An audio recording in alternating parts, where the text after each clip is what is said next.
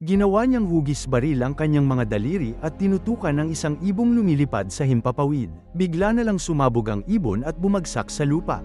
Nabigla si Chaco nang makita ito at tinanong si Hiro kung paano niya ito nagawa, ngunit hindi siya binigyan ni Hiro ng anumang sagot. Dinala siya ni Hiro sa parking area, kung saan sinimulan niyang kontrolin ang mga sasakyan mula sa malayo sa pamamagitan lamang ng paggalaw ng kanyang kamay. Ang kanyang kamay ay maaari pang maging machine gun. Ngunit ang lahat ng ito ay nangyari matapos siyang mabagsakan ng isang meteorite. Kagabi sa parke. Ang kwento ay nagsisimula sa isang 58 taong gulang na lalaki na nagngangalang Inuyashiki. Lumipat siya sa Tokyo kasama ang kanyang pamilya, dala ang lahat ng kanilang mga gamit, umaasang mabibigyan ang kanyang asawa at mga anak ng lahat ng posibleng ginhawa. Nagtrabaho siya araw at gabi, isinasakripisyo ang lahat para sa kanila. Ngunit sa kabila ng lahat ng kanyang pagsisikap, walang sinuman sa paligid niya ang nagpapahalaga sa kanya. Araw-araw, nahihirapan si Inuyashiki sa mga siksikang tren para lamang makarating sa kanyang opisina, kung saan siya ay tinatrato ng mas masahol pa sa isang hayop.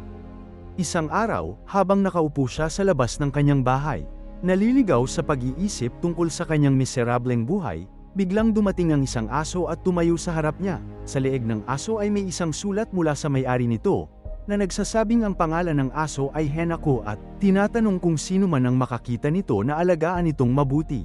Sa sandaling yon, lumabas ang kanyang asawang si Jenny. Sinubukan ni Inuyashiki na sabihin sa kanya na mula ngayon, ang aso ay magiging bahagi na ng kanilang pamilya. Ngunit bago pa man siya matapos, malamig na sinabihan siya ni Jenny na itapon ang aso at bumalik sa loob. Kinabukasan, pumunta si Inuyashiki sa doktor para sa isang check-up. Doon, nakatanggap siya ng mapaminsalang balita. May kanser na siya at kumalat na ito sa kanyang buong katawan. Wala nang pagkakataong mabuhay. 3 buwan na lang ang natitira sa kanya para mabuhay. Nang gabing yon, habang kumakain, sinubukan niyang sabihin sa kanyang pamilya ang tungkol sa kanyang sakit, ngunit walang pumansin. Sa halip, patuloy silang nagrereklamo tungkol sa kanya. Pagkatapos ay tinanong ni Jenny kung bakit nasa bahay pa rin ang aso at inutusan siyang ilabas ito agad. Nasasaktan, umalis si Inuyashiki sa bahay kasama si Hanako.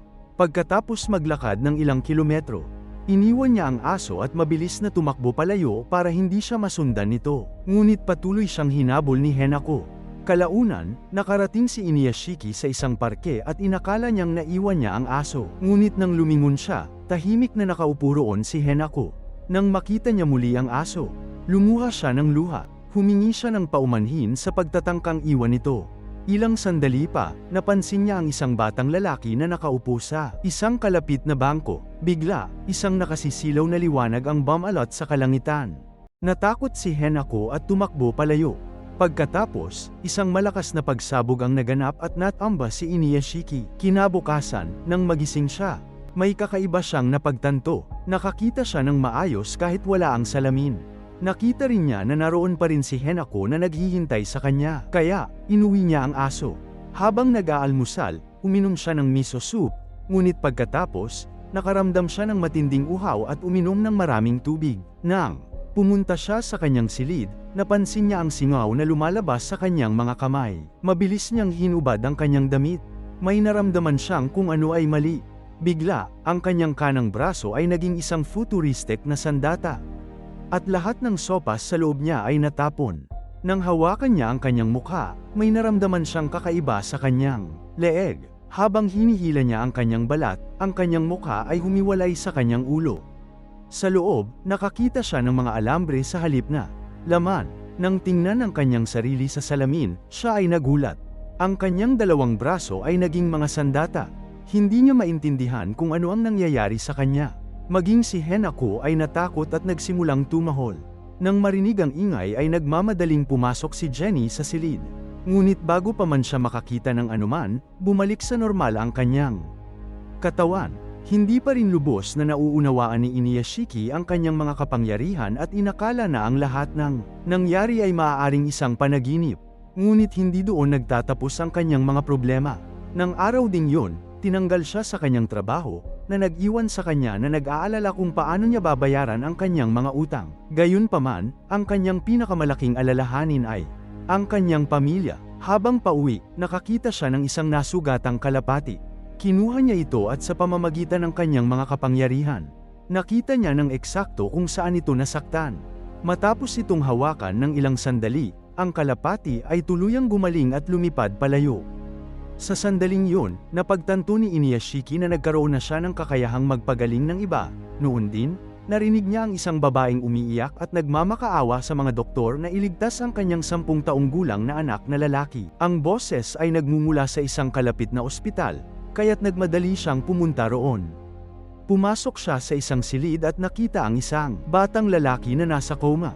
Nang hawakan niya ito, natukoy ng kanyang sistema ang sakit at sinimulan niya itong pagalingin. Sa loob ng ilang sandali, ang batang lalaki ay tuluyang gumaling at iminulat ang kanyang mga mata. Nang pumasok ang ina ng batang lalaki sa silid, labis siyang natakot nang makita ang isang estranghero. Agad niyang tinawag ang mga doktor. Ngunit pagkatapos ay nagsalita ang kanyang anak at nagulat ang lahat ng masaksihan ang himalang ito. Samantala, tahimik na umalis si Inuyashiki. Nakakaramdam ng kaligayahang hindi pa niya naranasan noon. Sa gabi, labis na nag-aalala si Inuyashiki dahil nawalan siya ng trabaho. Bigla, narinig niya si Chako na humihingi ng tulong. Nagdarasal si Chako sa Diyos na humihingi ng tulong sa isang tao upang pigilan si Hiro bago pa siya makapatay ng mas maraming tao. Nang marinig ito, binuhat ni Inuyashiki si Hanako at lumipad papunta sa parke kung saan naroon si Chako. Sa sandaling yun, nagpasya siyang gamitin ang kanyang mga bagong kapangyarihan upang protektahan ang mga tao. Nakilala niya si Chako at ikinwento dito ang tungkol sa gabing natanggap nila ni Hiro ang kanilang mahiwagang kapangyarihan. Ipinaliwanag niya na nakaupo si Hiro sa bangko sa tabi niya nang magkaroon ng isang malakas na pagsabog, kung saan pareho silang nagkaroon ng hindi kapani-paniwalang kakayahan. Pagkatapos ay tinanong siya ni Chako tungkol sa kanyang kahinaan. Kung pareho silang may parehong uri ng kapangyarihan, maaari ring matalo si Hiro gamit ang parehong kahinaan. Sinabi ni Inuyashiki na ang kanyang kahinaan ay tila miso soup dahil nang inumin niya ito. Tinanggihan ito ng kanyang katawan at itinaboy. Mula sa araw na yon, sinimulan ni Chako na sanayin si Inuyashiki upang maharap at matalo niya si Hiro. Una, hiniling niya rito na barilin ng isang lata ng kape gamit ang kanyang mga daliri. Pagkatapos ng ilang pagsubok, nagtagumpay si Inuyashiki. Kalaunan, nang uminom siya ng tubig dahil sa pagod, biglang itinaboy ng kanyang katawan ang lahat ng ito. Binasa ni Chako ang etiketa sa bote at napagtanto na naglalaman ito ng mga electrolyte salt na iniinom ng mga atleta. Doon niya naiugnay ang mga tuldok. May asin din ng miso soup.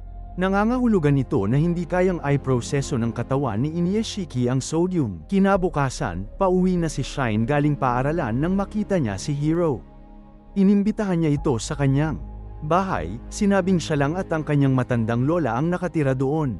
Samantala, pauwi na si Mari nang makita niya ang kanyang ama kasama si Chako sa istasyon ng tren. Nang tanungin niya si Chako kung paano sila nagkakilala, nagsinungaling ito at sinabing nagkakilala sila habang naglalaro ng Free Fire. Sa kabilang banda, nakita ni Hiro sa TV na simula nang makatakas siya, walang humpay na ginugulo ng media ang kanyang ina.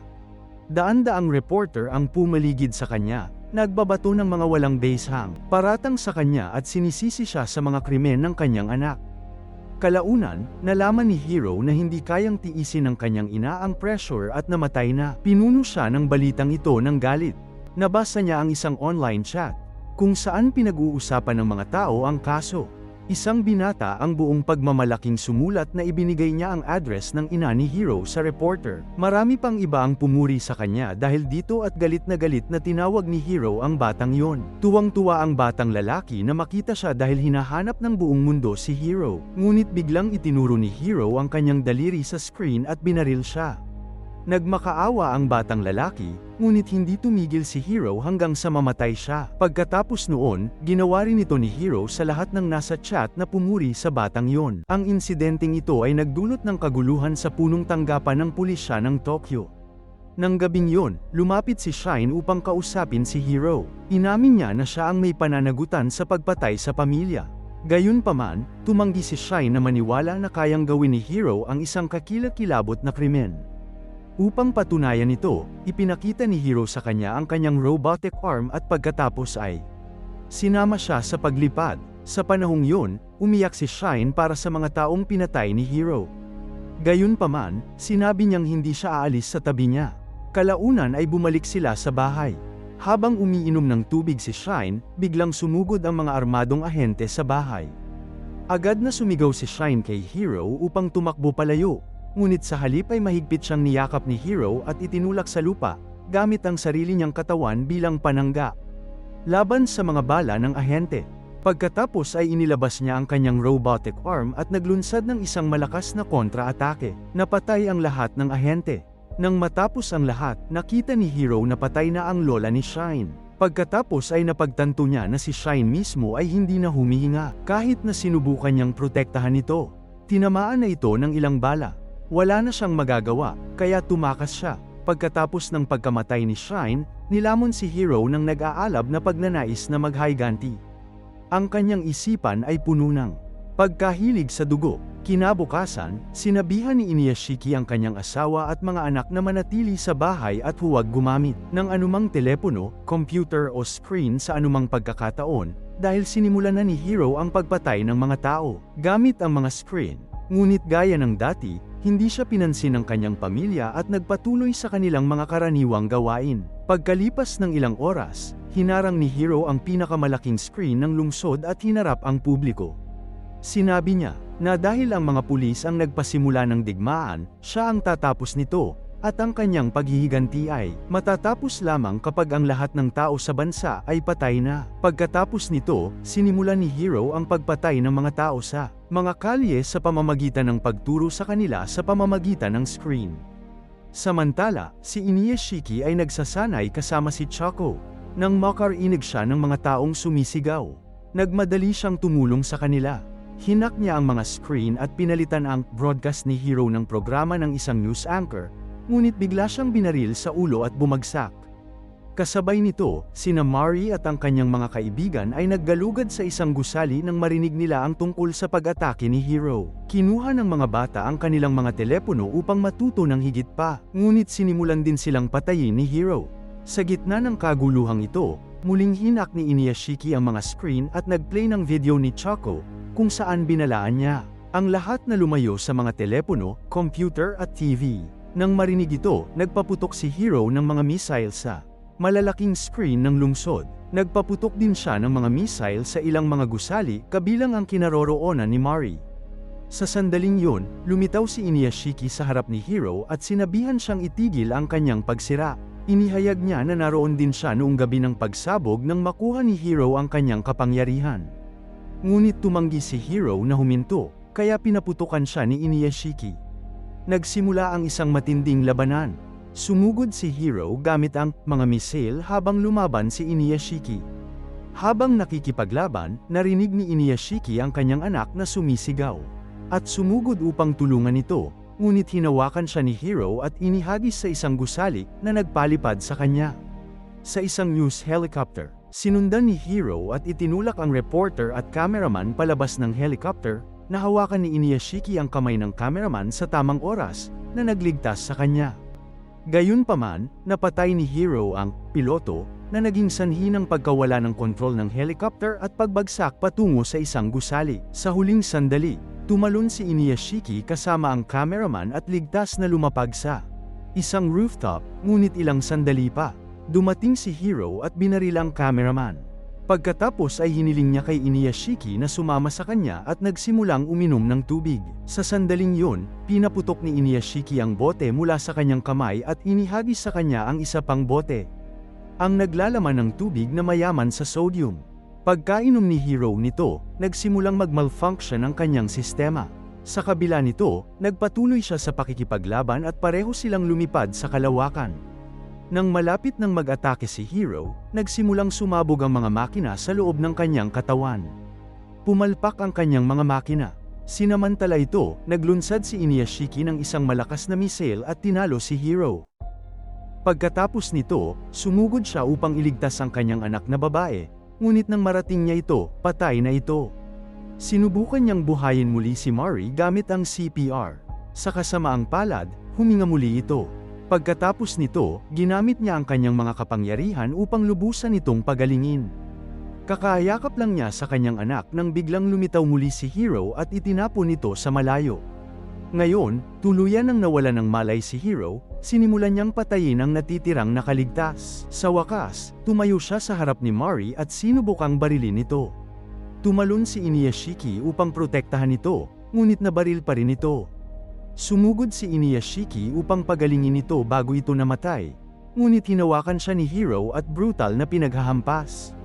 Determinado siyang patayin si Mari anuman ang mangyari, ngunit patuloy na humahadlang si Inuyashiki. Matapos ang sunod-sunod na marahas na pag-atake, nabutas ang ulo ni Inuyashiki, na nagbunyag ng kanyang tunay na mekanikal na anyo.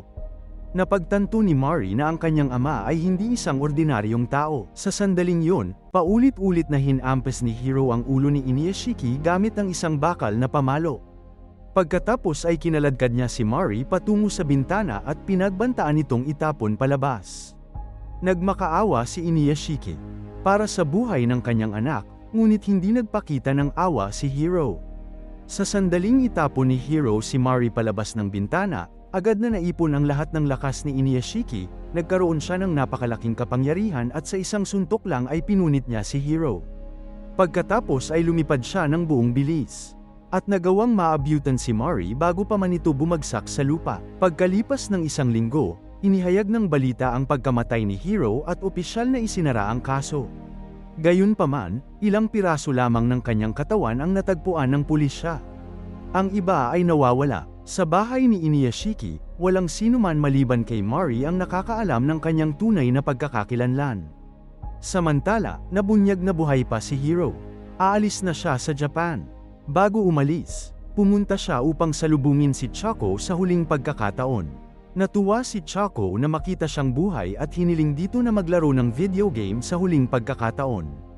Ngunit nang lumingon siya, nawala na si Hiro, sa pagkakataong ito magpakailanman.